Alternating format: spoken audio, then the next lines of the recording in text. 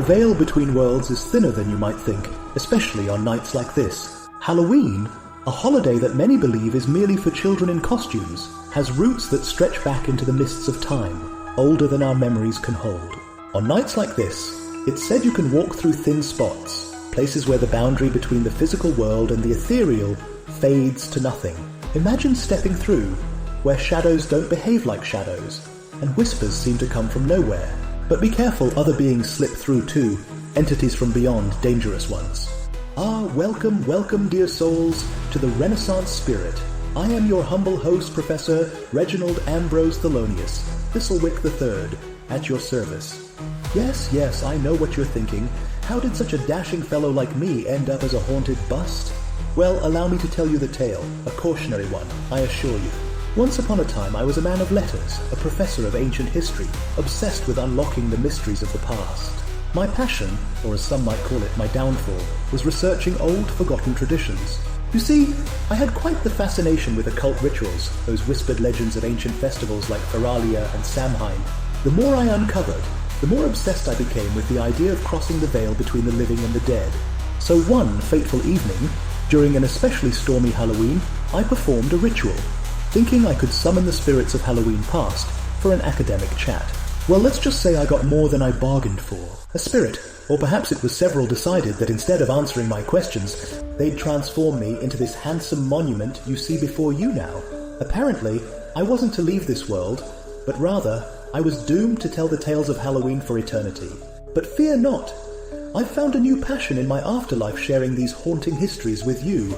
I may be carved in stone, but my stories, they're alive, my friends. And tonight, we're diving into the very heart of Halloween, from the ancient Roman Feralia to the mysterious Álfablót, all the way to the modern candy-filled revelries. So gather round, mortals, as we take a spectral journey through time. Just don't try any rituals yourselves. You might end up with a granite complexion like mine. Now, on to the ghostly tale of Halloween. As you wander closer to Halloween's ancient origins, the air thickens with the weight of old rites and forgotten rituals. What if, just for a moment, we could peek into the past? Follow me now, and let us tread carefully through time. There is a theory, one whispered by scholars of metaphysics and folklore, that some places are naturally thin, where our world and others overlap. On nights like Halloween, these spots become even more porous. In ancient times, these moments were thought of as perilous, when spirits could cross over, bringing their blessings or their wrath. The trick to surviving in these thin spots? Know your history, understand the traditions, and you might just navigate your way through unscathed. I stand now at the edge of such a spot, a path darkened by trees that seem to have grown twisted under an unseen weight. I hear them ancient voices, a warning from the past, no doubt. Should I continue forward? Step deeper into history? There's only one way to find out. The thin spot calls, and we must listen. Let's begin our journey in ancient Rome, a time when the living honoured their dead through sacred rites and festivals. Our first stop, Feralia, a night when the dead were not just remembered, but welcomed. But beware, there are beings here, waiting. The thin air crackles around me as I step further back in time, back to the streets of ancient Rome. The smells of incense and offerings mingle in the night air. It's February, the end of the Roman year, and I have found myself in the midst of Feralia, a festival for the dead. In the distance, I can see Roman families gathering at the graves of their ancestors, leaving food, wine, and garlands of flowers. But it's not just a time of remembrance, there is something darker stirring.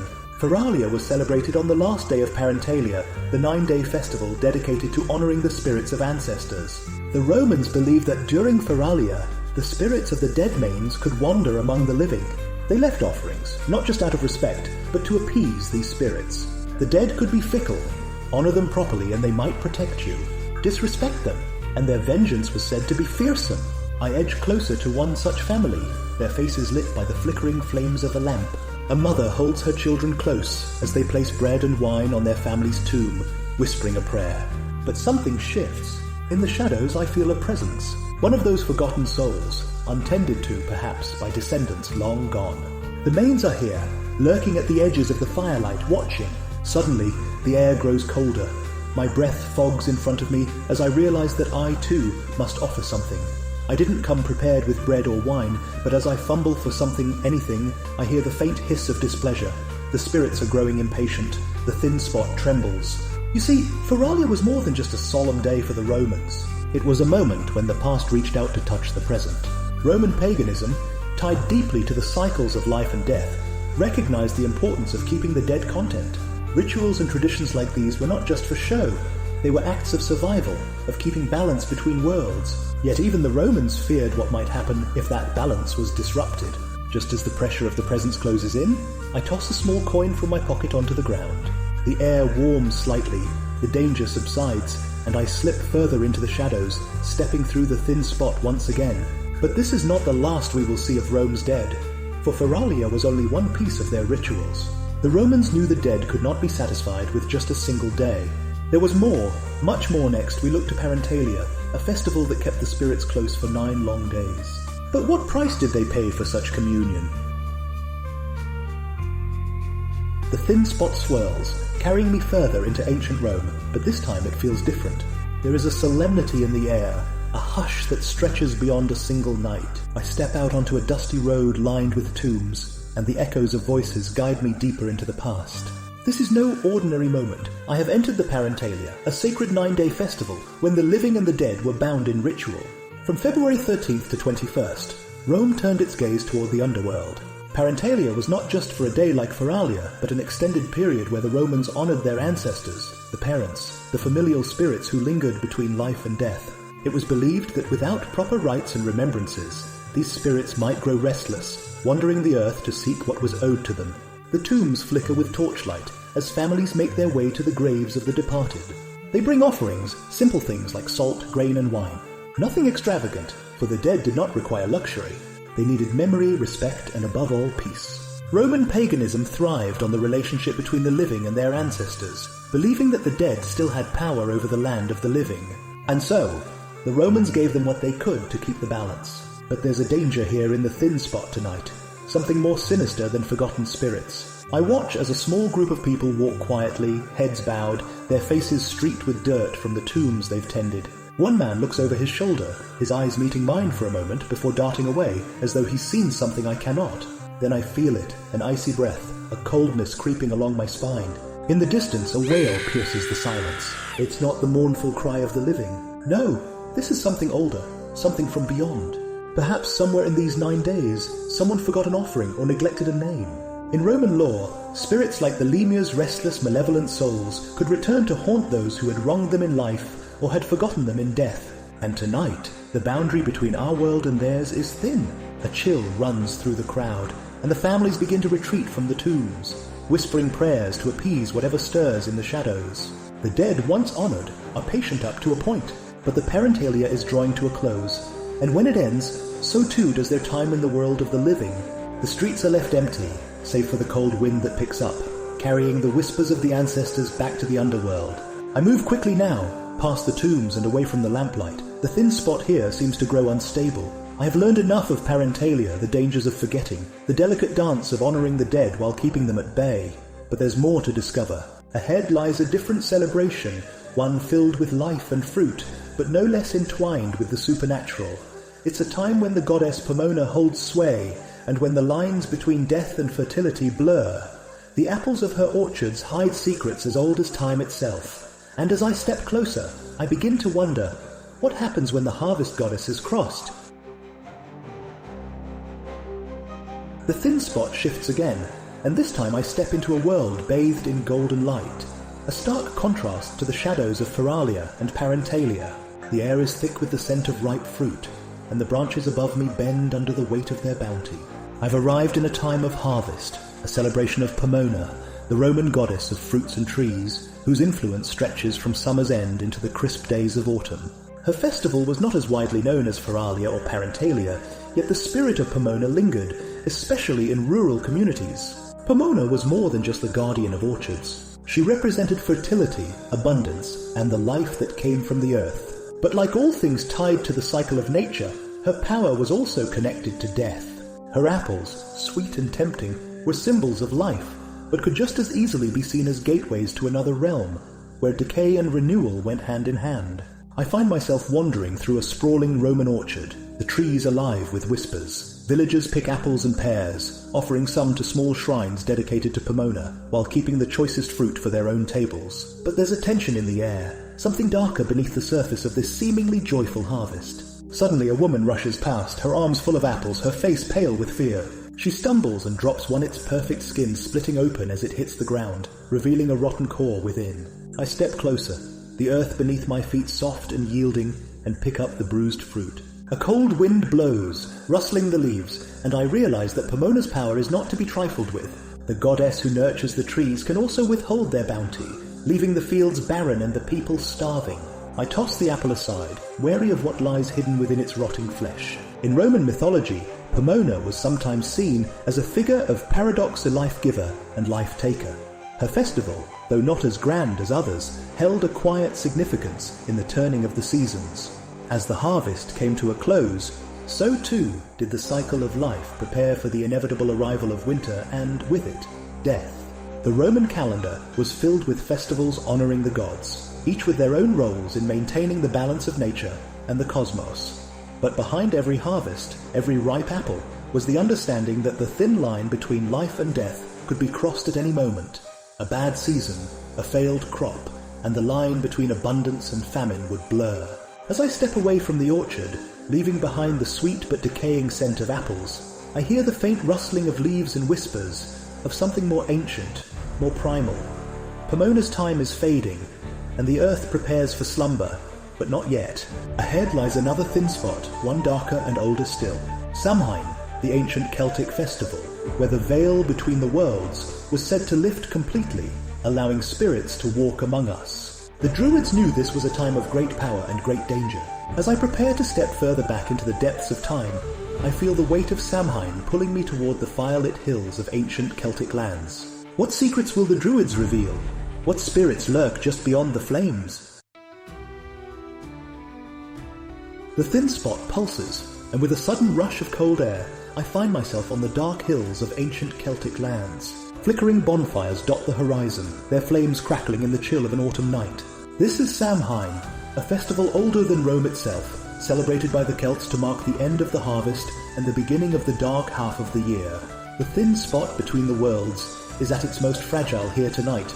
The dead walk among the living, and the druids gather to perform their ancient rites. I approach one of the fires, where cloaked figures chant in low voices, their faces shadowed by the flames. The druids believed that during Samhain, the barrier between the physical and spiritual realms was lifted, and that spirits, both benign and malevolent, could pass through. It wasn't just the dead they feared. Otherworldly beings like fairies, known as the IOC, roamed the earth on this night, seeking out those who had offended them.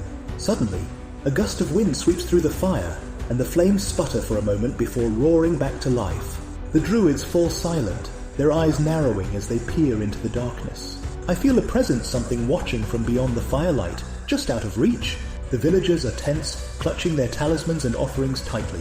It's said that on Samhain, if you didn't leave food and drink for the wandering spirits, they might curse you or your family for the entire winter. Samhain was more than just a festival. It was a time of profound metaphysical significance. The Celts understood that life and death were not separate but intertwined. Death was not the end, merely a passage to another world. The druids, their spiritual leaders, guided their people through this dangerous time, lighting bonfires to ward off evil spirits and performing divination rituals to predict the future. It was a night of both fear and hope, as the people sought to understand their place in the cosmic cycle. I stand close to the fire now, the heat searing my face as the cold presses in from behind. The druids throw herbs into the flames, their sharp scent filling the air. One of them, an elder with a staff adorned with carved symbols, steps forward and beckons me to approach. His eyes, ancient and knowing, bore into mine. "You walk between worlds tonight," he says, his voice low and resonant. "The veil is thin, and you must tread carefully, or you may not find your way back." The thin spot ripples, and I step forward into the dimly lit streets of medieval Europe, where shadows cling to the edges of stone churches, and the air hums with whispered prayers. It's the eve of All Saints' Day, or as it has come to be known, All Hallows' Eve. The Christian Church has long sought to co-opt pagan traditions like Samhain, folding them into its own calendar of holy days. But even as priests offer their blessings and bells toll in honor of the saints, the old ways linger, hiding in plain sight. It is October 31st, the night before the church's solemn feast dedicated to honouring the saints and martyrs. Inside the church, candlelight flickers against stained glass, casting the faces of saints in a warm glow. But outside, among the villagers, a different kind of light flickers. Bonfires burn at the edges of the fields, echoing the old Celtic customs of Samhain. The church has given this night a new name, but the people know that it is still a time when spirits wander and the world of the living is at risk of being breached by something far older. I move carefully along the cobblestone streets, hearing the low murmur of prayers as families leave offerings at the shrines of saints. But in the shadows, away from the church doors, something more ancient stirs. The Christian calendar had declared November 1st as All Saints' Day, a day to honour those who had achieved sainthood, and November 2nd as All Souls' Day, dedicated to praying for the souls of the departed. The hope was to turn the people's gaze away from their pagan past, to focus on the sanctity of the saints rather than the wandering spirits of Samhain. Yet the Church's efforts could not erase centuries of belief in the supernatural. The people still feared the spirits, still left out food and drink for them, and still lit fires to keep them at bay. The thin spot between the worlds remained open, and the old ways, though hidden, persisted. The merging of Christian and pagan practices is clearest here on All Hallows Eve, a night that bridges two worlds, the sacred and the profane, the spiritual and the supernatural. A cold wind blows through the town, and I pull my cloak tighter around me. In a nearby house, I catch a glimpse of children carving turnips, hollowing them out and placing candles inside to ward off evil spirits. This practice, which would later evolve into the carving of pumpkins, was one of many traditions that the Church had been unable to suppress. The blending of pagan and Christian beliefs had given birth to something new, something that would become the Halloween we know today. Suddenly, a bell tolls from the church tower, signalling the start of Vespers for All Saints' Day. I watch as the villagers drift toward the church, but some linger, casting nervous glances back toward the fields where the bonfires still burn. The church may have declared this night holy, but the people know that the thin spot remains, that the spirits of the dead are still near. I take one last look at the flickering lights, feeling the pull of the past and the future intertwining in this moment. The church has tried to tame the night, to make it a time of reverence and prayer, but the ancient fears, the stories of spirits and otherworldly beings, still hold sway. As I step away, I know that this journey through time is far from over. Ahead lies the medieval world, filled with tales of ghosts, witches, and demons creatures born from the deepest fears of the human soul. And beyond that, the world will change once more as Halloween travels across oceans and centuries, taking on new forms and meanings in places far from its origins. But first, we must travel through the haunted nights of medieval Europe, where folklore and fear wove their way into the very fabric of Halloween. What creatures will we encounter in the darkness? The answer lies just ahead, where shadows take shape and legends come to life. The thin spot beckons again, and I find myself drawn to a period of ancient Norse tradition. In this fog-shrouded realm, where the cold winds of the north blow over rugged landscapes, I encounter the Álfablót, a lesser-known but deeply significant pagan ritual of the Vikings. The name Álfablót literally means sacrifice to the elves, and it was a secretive, local ritual held in late autumn, much like the Celtic Samhain and Roman Feralia. The Álfablót wasn't a public festival, but a highly personal and private family affair, steeped in mystery and designed to honor the alpha spirits of ancestors, elves, and land-dwelling supernatural beings. These creatures were thought to have a direct connection to both the land and the fate of the living.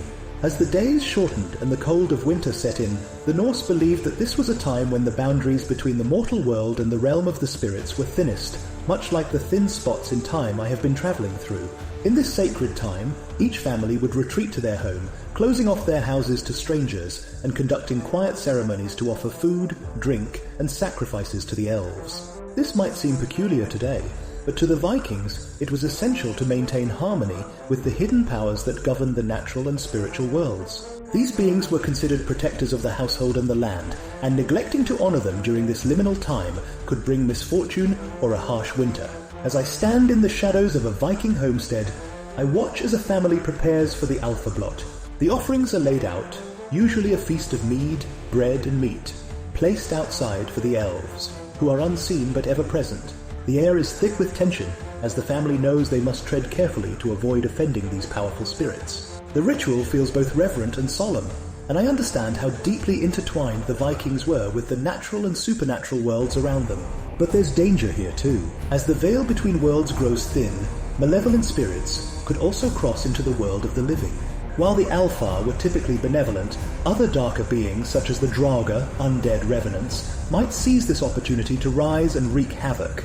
The thin spot shudders with a sense of foreboding, reminding me of the dangers lurking in every era. The Álfablót was not just a ritual of offering, it was a way to ensure the dead were at peace and would not disturb the living during the harsh winter months. It also honoured the interconnectedness of all life, a recurring theme across many ancient autumnal festivals. Much like the Feralia, Samhain, and other similar traditions, the Álfablót reflects humanity's deep-rooted belief in appeasing the dead and maintaining balance between the physical and spiritual realms. As I slip further into the thin spot, I'm reminded that though these traditions may seem distant, their echoes remain in our modern understanding of Halloween. The Álfablót is another thread in the rich tapestry of ancient autumnal festivals, a reminder that this season has long been a time to honour what lies beyond the veil. How many more secrets does Halloween hold? The journey continues. The thin spot hums with tension as I step further into the heart of medieval Europe. The narrow streets are cloaked in fog, and the flicker of torchlight reveals faces etched with fear. The night belongs to the supernatural, to creatures that lurk just beyond the edges of reason. This is a time when belief in witches, demons, and ghosts weaves through the lives of everyday people, shaping their understanding of the world around them. The fires of Samhain and the prayers of All Hallows Eve have faded, replaced by stories of the dark unknown. Medieval Europe was a landscape teeming with folklore, where every darkened corner and forgotten path had its own ghost, and every village its local witch. The church may have declared dominion over the calendar, but the people knew that Halloween, though they called it by other names, was a night when the boundary between the living and the dead grew thin, a time when strange things could happen. I walk cautiously through a village where the air feels thick with superstition, the kind that clings to your skin and follows you long after you've left. A chill grips me as I approach a small group huddled around a fire, their faces pale and drawn. They speak in hushed tones, their eyes darting nervously toward the dark forest at the village's edge. It's clear they are telling a ghost story, a tale of a restless spirit that haunts these woods, a soul condemned to wander because it was denied proper burial rites. These stories of revenants the undead were not uncommon in the medieval imagination. Some believed that improper burials or unavenged deaths could cause the dead to rise from their graves, seeking justice or simply haunting the living out of spite. The fear of death's injustice loomed large, and in a time of plagues, wars, and famines, death was an ever-present companion. The medieval mind was also filled with witches and demons, creatures believed to thrive on nights like this, when the world's defenses were weakest. A simple illness, an unexplained death, or a poor harvest could be attributed to a witch's curse, and villagers would burn effigies or perform rituals to keep the dark forces at bay. Halloween became a time of heightened caution, when every rustling branch or stray cat could signal the presence of something more sinister. The fear was palpable in these stories, but there was also a strange sense of fascination, a need to understand the world through the lens of the supernatural. Witches were said to gather on this night, flying through the skies on broomsticks, meeting with demons, and casting spells in the shadows. The church, in its efforts to curb these beliefs, only seemed to fuel them. Halloween was not just a night of the dead, it became a night of the unholy. As I walk through the village, I hear more stories of wild hunts, where spectral figures ride through the night sky, hunting souls to drag into the underworld, of werewolves, cursed men who transform under the moon, of fairies who lead travellers astray, never to be seen again. The medieval world teemed with these creatures, their presence lending an eerie air to the harvest season. But the folklore of fear wasn't confined to just one night. Halloween became the culmination of these stories, the moment when all the threads of medieval superstition came together. The thin spot between worlds was no longer just about death. It was about survival in a world that felt as precarious as the flickering flame of a candle. Every strange occurrence could be a sign, every shadow a threat. As I step back, the fog thickens, and I can feel the weight of centuries of stories pressing in. The medieval world's fear of the unknown, of witches, ghosts, and demons, would follow Halloween for centuries to come. But soon, this fear would be carried across oceans to a land where Halloween would find new life America. Next, we travel to the New World, where Halloween, brought by Irish immigrants fleeing the Great Potato Famine, would begin its transformation from a night of fear into the festive celebration we know today. What would the new world do with such old world fears? The answer lies just ahead. The thin spot pulls me forward, and the fog of medieval Europe lifts to reveal the bustling streets of 19th century America. The scene is starkly different from the shadowy, fear-drenched nights of medieval Europe.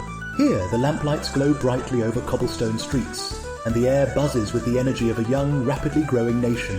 But beneath this modern facade, Halloween is about to make its first steps onto American soil, carried across the Atlantic by a wave of Irish immigrants fleeing the Great Potato Famine and the poverty that followed. The Great Irish Famine, 1845-1852, was triggered by a potato blight that destroyed Ireland's staple crop, leaving millions to starve as British policies failed to provide relief. The famine led to over 1 million deaths and forced 2 million people to emigrate, seeking refuge primarily in America, but also in Canada, Australia, and Great Britain. Irish immigrants faced harsh conditions, but profoundly influenced the cultures of these countries, bringing with them rich traditions, including those connected to Samhain, the Celtic precursor to Halloween. As Irish immigrants settled in cities like New York, Boston, and Philadelphia, they brought key Halloween traditions, such as carving jack-o'-lanterns, dressing in costumes, trick-or-treating, and lighting bonfires. These customs, rooted in ancient practices to honor the dead and ward off spirits, merged with other local traditions to form the modern-day celebration of Halloween. The mass migration during the famine spread Halloween across the world, especially in North America, where it transformed into the vibrant holiday we recognize today. It's the mid-1800s, and the Irish are arriving in America by the thousands, driven from their homeland by starvation and hardship. With them, they bring their customs, beliefs, and traditions, most notably the celebration of Samhain, which had long since transformed into Halloween in their native land.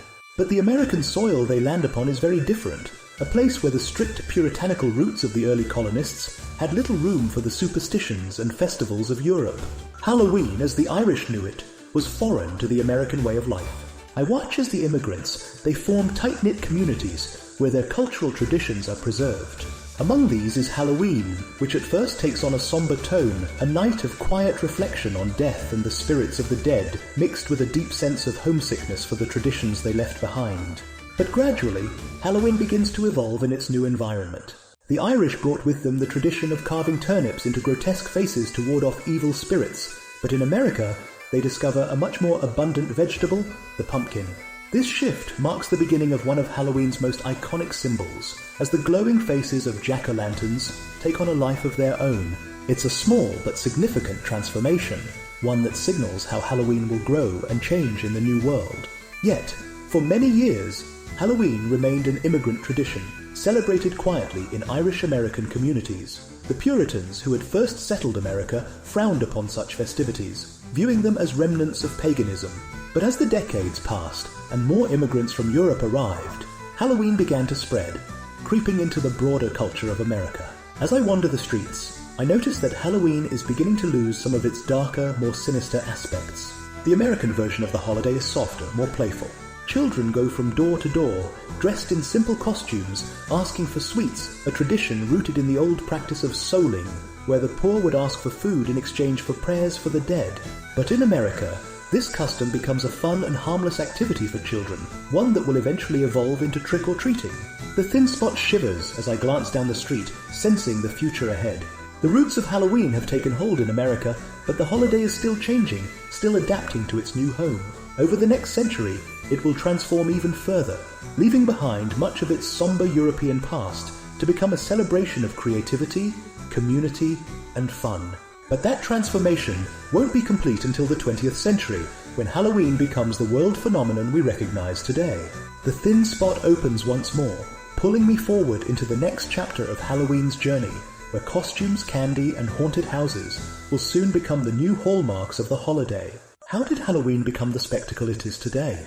The answer lies just ahead, in the 19th, 20th, and 21st centuries, where Halloween goes from an immigrant tradition to a global celebration. The thin spot stretches wide, and I find myself in the 19th century, a time of rapid industrialization, immigration, and social change in America. Halloween, once an obscure immigrant tradition, begins to spread beyond Irish communities. As I walk through the streets of bustling cities, the air is filled with excitement, and the holiday starts to take on a distinctly American flavour, evolving in response to the cultural currents of the time. By the late 1800s, Halloween begins its transformation into a night of community gatherings, costume parties, and mischief. The mischief in particular catches my attention. It's not quite the playful trick-or-treating we know today.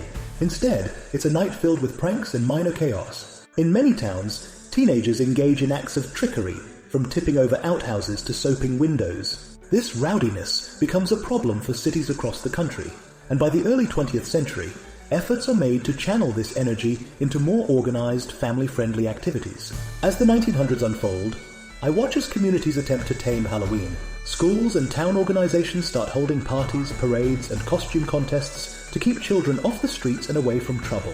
The shift is remarkable. Halloween is evolving from a night of fear and mystery into a night of fun and creativity, especially for children. This marks the birth of trick-or-treating as we know it, with children dressing up and going door to door in search of candy. I turn a corner and find myself in the midst of the post-war 1950s, the golden age of Halloween in America. The holiday has become a staple of suburban life, with children in bright, simple costumes, pirates, ghosts, princesses running from house to house, clutching bags of candy. Halloween now belongs to the children, and the darker, more sinister elements of its past are fading into the background. The pumpkin has become a symbol of the holiday, and every doorstep is adorned with glowing jack-o'-lanterns.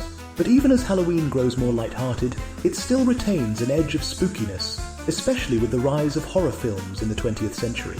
Films like Frankenstein, Dracula, and later Halloween, 1978, and Nightmare on Elm Street, 1984, cement Halloween's status as a night of frights. Haunted houses, another American innovation, spring up across the country, giving families and thrill-seekers a chance to experience the darker side of the holiday in a controlled, entertaining way. As I move into the late 20th and early 21st centuries, Halloween becomes an international phenomenon. American films, television shows, and pop culture spread the holiday far beyond the shores of the United States. Countries across the world begin to adopt their own versions of Halloween, blending American traditions with local customs. From Japan to Mexico, Halloween is celebrated in new and exciting ways. In Mexico, for example, the Dia de los Muertos, Day of the Dead, shares some elements with Halloween, but it remains a distinct celebration of honoring deceased loved ones. In the 21st century, Halloween has fully embraced its commercial identity. Costumes have become more elaborate, with adults now joining in on the fun. Haunted houses have turned into full-scale productions, and Halloween has become one of the biggest holidays for retail, second only to Christmas. The holiday is now about costumes, candy, and entertainment, but it also serves as a time for creativity and community. The thin spot shimmers one last time as I reflect on the journey Halloween has taken, from ancient Samhain and Feralia to the haunted streets of medieval Europe, from Irish immigrants bringing their traditions to American shores to the global celebration it has become today. Halloween is a tapestry woven from countless threads of history, mythology, and culture. And yet, its roots still lie in those old traditions of thin spots between worlds, of spirits walking the earth, and of communities coming together to face the darkness. Each Halloween, as we carve pumpkins and don costumes, we're participating in a ritual that spans millennia, one that connects us to the fears and hopes of those who came before us. As I step out of the thin spot and back into the present day, I'm reminded that Halloween, like history itself, is constantly evolving. But through it all, it remains a night where the past and present, the living and the dead, the mundane and the magical, all meet. Thank you for joining me on this journey through the history of Halloween. Our channel, The Renaissance Spirit, is dedicated to exploring history, culture, and the stories that shape our world today. We believe that by understanding our past, we can better navigate the present and create a more just, equitable, and compassionate future. Our topics range from ancient Rome to modern political analysis, from philosophy to personal development. If you have a passion for truth, knowledge, and humanity, you're in the right place. The Renaissance Spirit reminds us that history isn't just a relic of the past. It's a living dialogue that informs our present and shapes our future. We must ask ourselves, what legacy will we leave behind? Will we be remembered as stewards of the earth, champions of justice, and saviors of democracy? The future of humanity is in our hands, and by embracing the wisdom of the past, we can forge a brighter tomorrow. So, live the Renaissance spirit, seek knowledge, embrace compassion, and be a force for positive change in the world. If you enjoyed this journey, please subscribe, turn on notifications, and share this video with others. Let's continue exploring, learning, and growing together. Vive Renaissance Spiritus! History has not died, only our understanding of it.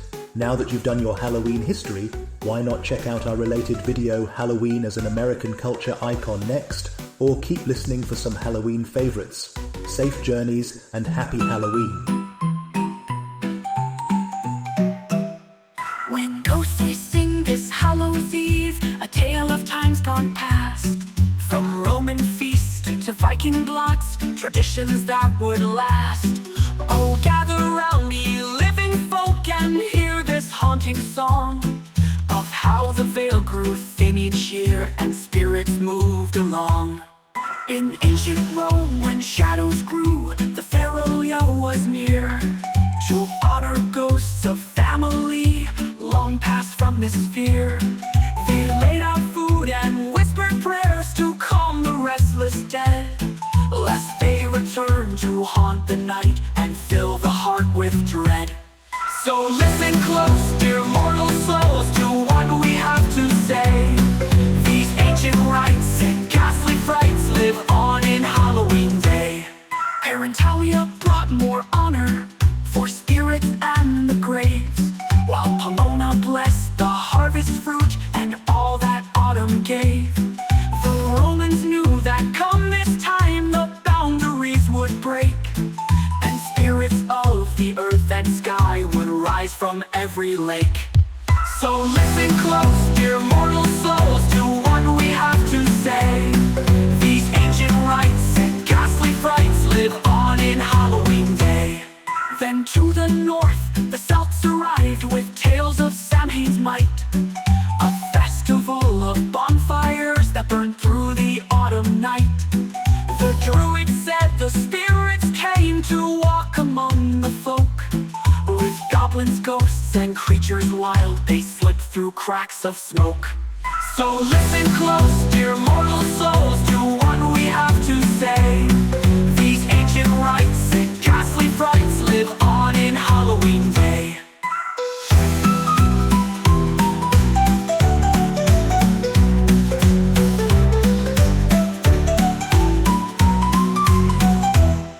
The Vikings too had Álfablót, a secret solemn rite, where elves and spirits of the land were honored in the night. They offer food and drink to keep these beings at their side, lest Draugr ghosts and restless souls should in the shadows hide.